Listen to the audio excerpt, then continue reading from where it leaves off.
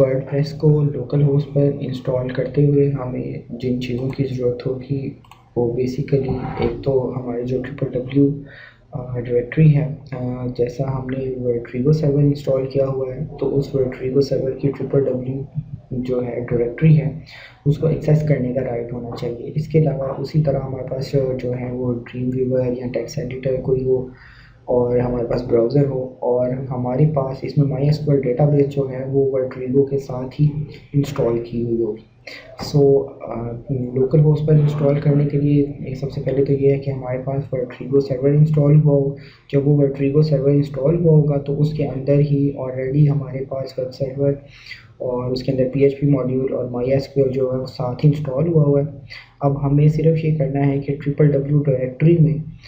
جو ہے وہ ہم ورڈ پریس کو ڈاؤن لوڈ کر کے ایکسٹریکٹ کر کے وہاں پر رکھ لیں گے اور پھر ہم اس کی انسٹالیشن چلا دیں گے۔